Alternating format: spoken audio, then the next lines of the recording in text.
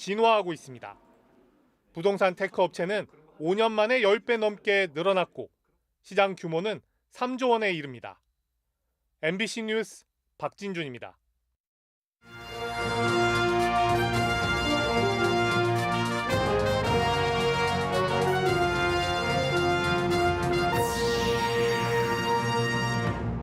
구독자 15만 명에게 충북을 알리겠다. 유명 유튜버인 김영환 당선인이 첫 유튜버 도지사가 되겠다고 밝혔습니다. 20, 30대 청년들이 주축이 된 스타트업이 옥천에 생산기지를 짓고 위성을 실어 나를 우주발사체의 꿈을 키우고 있습니다. 코로나19 규제가 풀리면서 씀씀이가 커졌습니다. 휴가철을 앞두고 2년 넘게 직격탄을 맞았던 여행과 여가 활동 소비도 살아나고 있습니다. 장애인 단체가 이동권 보장을 요구하며 시내버스 승하차 시위에 나섰습니다. 장애인 혼자 타고 내릴 수 있는 저상버스 도입은 더디기만 합니다. 시청자 여러분 안녕하십니까? 계속해서 충북 소식입니다. 김영환 충북지사 당선인은 구독자가 15만 명 가까운 유명 유튜버인데 당선 이후에도 유튜브 방송을 이어가 논란도 적지 않았습니다. 김 당선인은 이런 논쟁 자체가 필요하다면서 취임 이후에도 직접 기획하고 방송하는 충북의 첫 유튜버 도지사가 되겠다고 밝혔습니다. 김대웅 기자가 출근길에 김영환 당선인을 만나 이야기를 들어봤습니다. 청주 동남지구의 한 아파트입니다. 출근길 김영환 도지사 당선인을 만났습니다. 당선 이후 괴산 농막에서 출퇴근하다 이틀 전 이 아파트로 이사 온 소감을 먼저 물었습니다. 아파트가 아주 쾌적하고 또 출퇴근이 뭐 이제 10분, 20분밖에 안 되니까 아주 좋은 것 같습니다. 경기도 일산에 있는 집이 팔리지 않아 보증금 1억 원에 월세 150만 원짜리 아파트를 자비로 구했습니다. 관사에 들어가지 않고 직접 집을 얻은 이유를 물었습니다. 우선 리모델링비를 마련을 해놓으셨어요. 전직 지사께서 다음 지사를 위해서. 그 돈이 너무 크다고 생각을 했고 한 8천만 원 정도 예산이 지금 잡혀 있더라고요. 관사에 들어가게 되면 또 관리비, 또 수리비, 뭐 여러 가지 비용들을 또 도에서 내게 되기 때문에.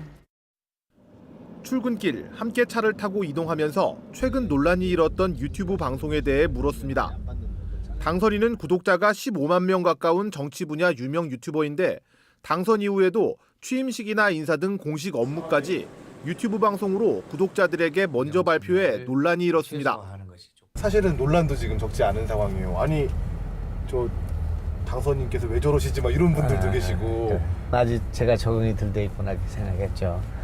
약간의 해프닝이라고 생각하고 앞으로는 그런 일은 많지 않을 거라고 생각합니다.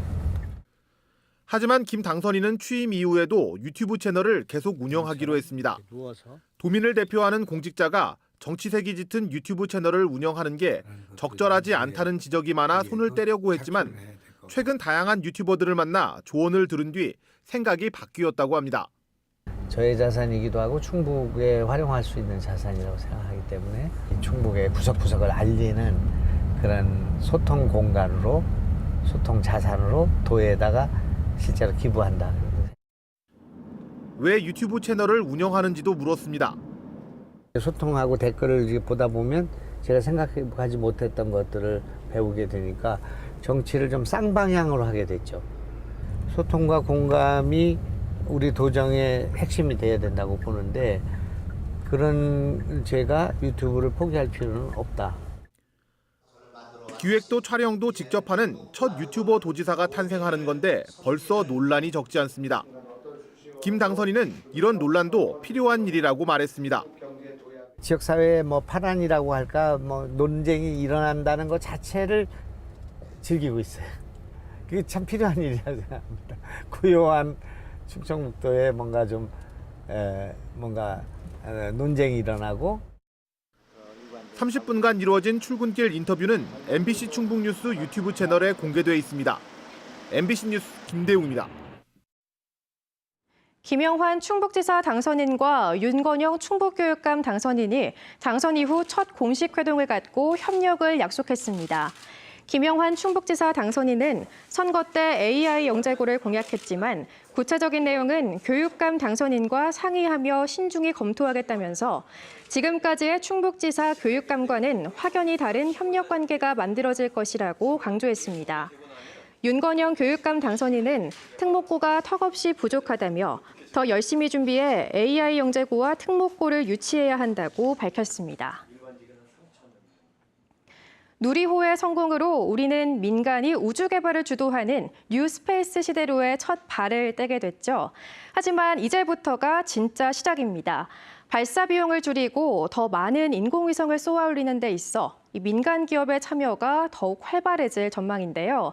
우리 충북에서 그 꿈을 펼치고 있는 청년 우주 스타트업이 있습니다. 이채연 기자입니다. 푸른 고래라는 이름의 블루웨일 1.0, 길이 8.8m의 민간 소형 발사체인데 들어갈 엔진의 추력만 3톤입니다. 50kg의 인공위성을 실어 우주 저궤도에 올리는 게 목표인데 설계가 한창입니다. 지난해 말 하위 버전 발사체의 시험 발사를 통해 비행 성능 실험도 충분히 이뤄냈습니다. 20, 30대 청년들이 주축이 된 우주 스타트업이 만들었습니다. 엔진은 물론 액체 산소가 영하 170도를 견딜 수 있는 연료 탱크, 인공위성을 안전하게 궤도에 올리는 비행 제어 장치 같은 발사체 핵심 기술 모두 스스로 터득했습니다. 이렇게 작고 가볍고 빠른 소형 발사체를 개발하기 위해 꼬박 4년을 달려왔습니다. 되게 수백 번의 연소 시험을 거쳐서 정말 열심히 노력을 해서 겨우 2단계까지 왔는데요. 아직까지도 초기 단계라고 생각하고요. 이 스타트업의 꿈은 소형 발사체의 상업화. 그 시작이 될 블루웨일 1.0이 내년 첫 시험 발사를 앞두고 있는데 최근 옥천 군서면에 새 생산 기지를 짓기 시작했습니다. 그동안 엔진 연소 시험장 등 충분한 공간 확보가 어려웠는데 앞으로는 실제 발사체 제작과 시험 발사에 필요한 모든 과정이 이곳에서 이뤄집니다. 130억을 들여 현재 시험동 5개 시험장이 만들어졌고 탱크 시험장, 추진제 공급 설비, 조립동 등이 내후년 안에 모두 차례로 들어섭니다.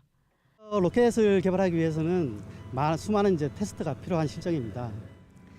테스트 설비 3개소와 생산 시설 건물 3개 동을 2024년까지 완공할 계획을 가지고 있습니다. 현재 40여 명에 불과한 인력도 최소 300명까지 늘릴 계획인데 생산과 운영 등 3분의 1은 충북에서 지역 인재로 고용할 계획입니다.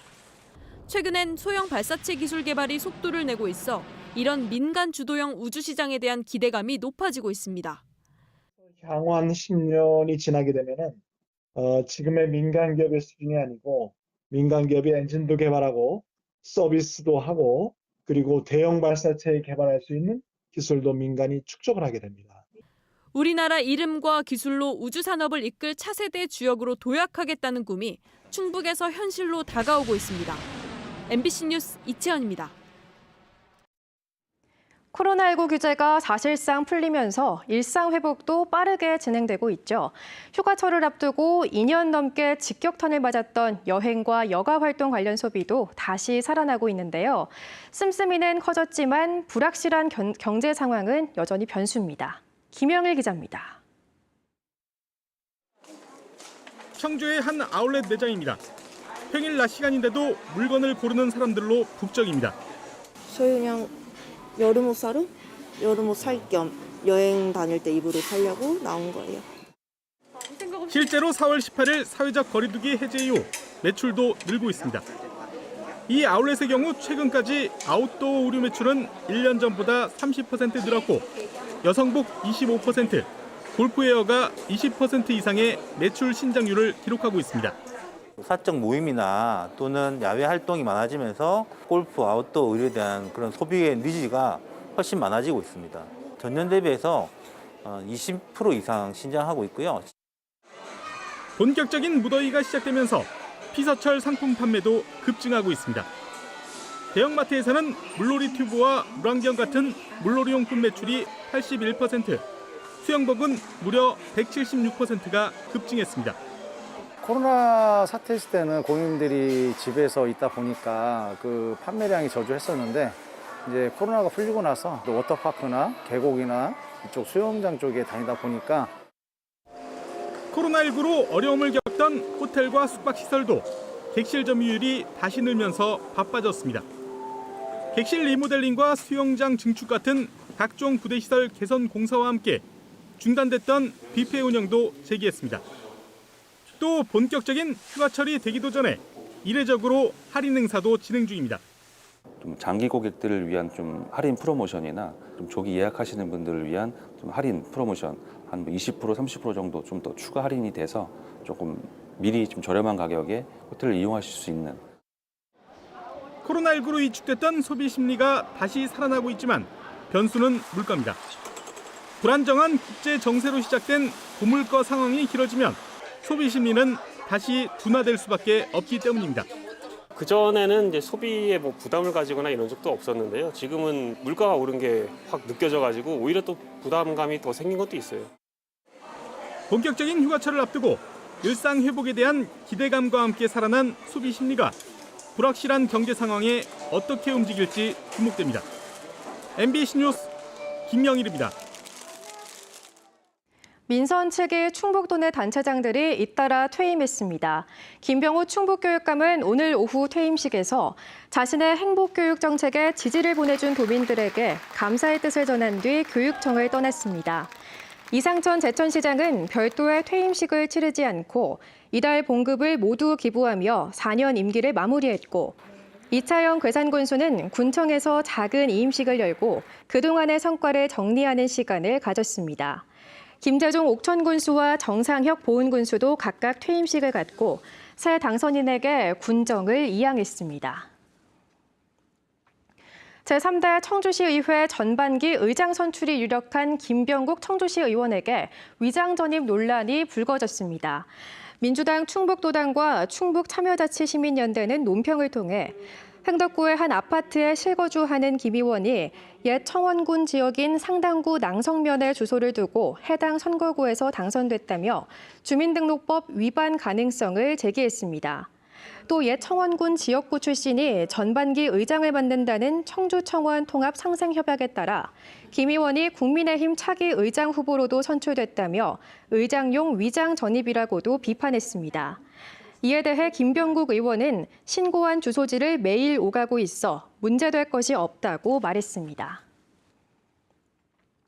서울에서는 장애인 단체가 이동권 보장을 촉구하며 출근길에 지하철 시위를 벌였었죠. 지하철이 없는 충북에서는 장애인 단체가 시내버스 승하차 시위에 나섰습니다. 가파른 탑승 계단에 막혀서 도움 없이는 타고 내릴 수도 없었습니다. 김은초 기자입니다. 휠체어를 탄 장애인이 시내버스 문 앞에 멈춰섰습니다. 얼굴 높이에 달하는 버스 계단에 가로막혀 올라탈 엄두도 못 냅니다. 성인 남성 5명이 붙고 나서야 겨우 버스에 오릅니다. 가파른 계단에 반쯤 누운 정도로 몸이 기울어집니다. 둘, 셋, 올리고 또 뒤에서 밀어야 돼요. 하나, 둘, 셋. 오케이. 겨우 버스에 올라도 문제입니다. 휠체어 세울 자리가 없어 버스 한가운데를 차지하다 보니 다른 승객들이 옆으로 지나갈 공간도 없습니다. 저희는요 시민들하고 싸우지 않습니다. 같은 시민으로서 우리도 빠졌다고 학교 다니고 싶고 집에 다니고 싶어서 이렇게 하는 겁니다. 내릴 때도 아슬아슬한 상황이 이어집니다. 정류장에 휠체어 내릴 공간이 없어 버스가 후진하고서야 겨우 내립니다. 저상버스였다면 장애인 혼자서도 휠체어를 타고 버스를 오르내릴 수 있지만 이곳 충주에는 저상버스가 한 대도 없습니다. 다른 지역도 마찬가지입니다.